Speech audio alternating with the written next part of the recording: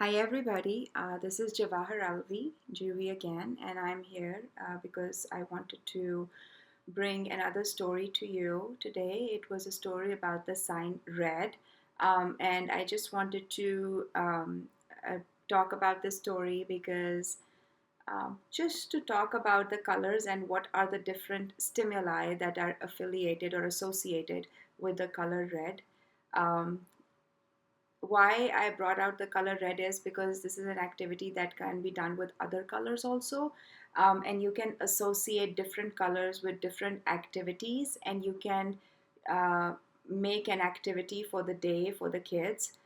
This was just an activity that I picked out of one of the websites, which was Teachers Pay Teachers, and I love that website. There are a lot of free resources on there, and so I picked up I picked it out, and the red color sometimes it startles our kids a lot because it's really bright, and it's also a color of getting panicked, and it's also a color of emergency. So I picked out this story and I thought this is something really cool that can be done with the kids. So it's like a social story, but then it also generalizes the concept of the color red into the environment.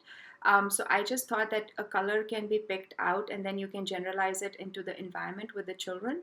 So it's a really cool activity to do with the kids. So I will start like this. What does the color red mean? What does red mean? And so now they're going to go into different things about the color red.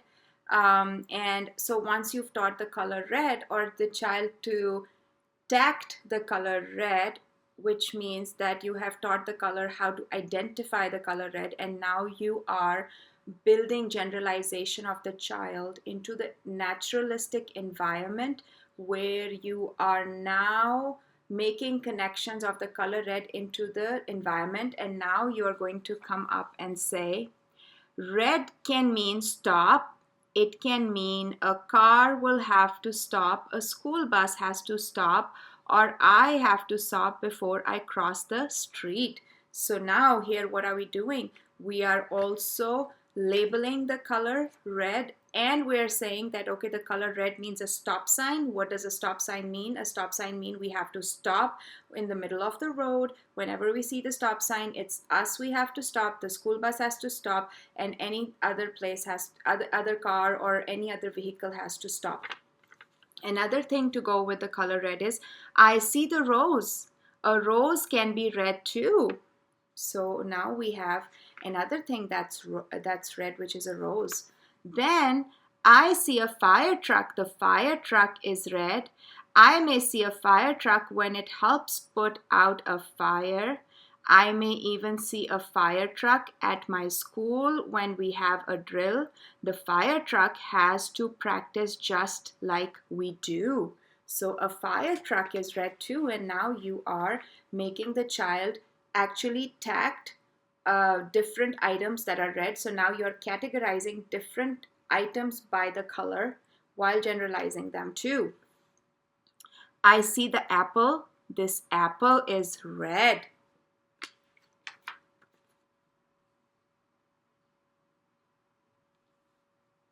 This is a fire alarm. I can see this on the wall at my school. I will hear the loud sound of the fire alarm during practice drills at school. I will listen to my teacher and walk in line with my class and go outside.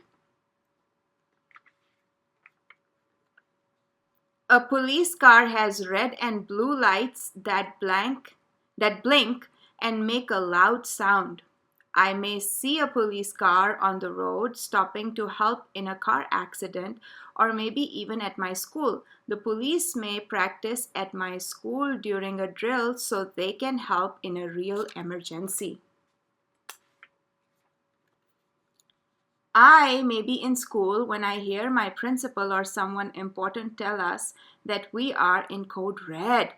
My teacher will know what to do. I will know what to do too. This is why we practice for different kinds of drills. So over here in America, we have a drill that is called as a code red drill. And that's a drill where we are teaching the children how to be safe if there is a code red in the building, which is that if there is any kind of a disruptive situation in the building. And so now we've taken the color, we've taught the color, we have generalized it, we are teaching the kids how to tag the colors. We're also sorting by the color, but different items of the same color. And now we're going to a more abstract kind of a thing, which is a code red in a school setting.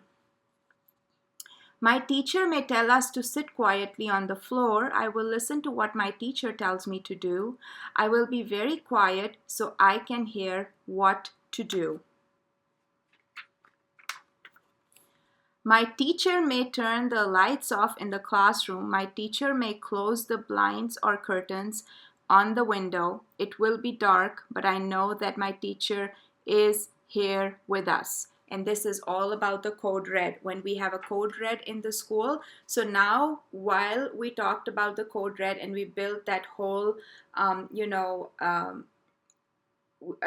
introduction of the color red, what is color red, what does the color red mean? Now we are taking it towards the code red drill that happens in schools.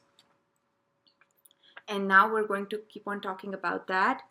I may hear some noise in the hallway outside of my classroom. I may even hear someone try to open our classroom doors. My teacher makes sure to always keep our doors locked so that we are safe. And this is when a child is in a school setting when there is a code red drill happening. Soon we all will hear an announcement from our principal. The principal will give us all clear. This means we can turn the lights back on and sit in our chairs. Our teachers will tell us what we need to do next. We are all safe. So this was a really neat story. It actually started with the color red. This story had a lot of factors in it. One, we talked about the color red. We visualized the color red. We talked about how we can generalize a color red in the environment, how we can affiliate a color red with different activities in the environment, like the fire truck, the rose, the stop sign. And then after that, we are making the connection of that red color to a more abstract concept, which is code red that happens in school settings. And this code red that happens in school settings is something that is when either there's an active shooter or any other thing that is happening in a school setting. So in order to prepare our kids for such kind of situations, this is a really neat activity. You can start from a certain color, you can introduce the color, you can build that that connection between a color and different objects, and then you can build the concept up in the kids. However, you can also use the story to generalize, to tact, to label, and also to build more abstract concepts. You can do this activity with many different colors. It's just trying to show you that even though you have one activity, but you can use it in many multiple ways. I hope that this activity made sense for you guys. Try to use this activity and have fun with the kiddos. Try to be creative, think outside the box. That's what I always tell the people that I work with, the parents, the therapists, the teachers. Take care of yourselves, stay healthy, have a wonderful day.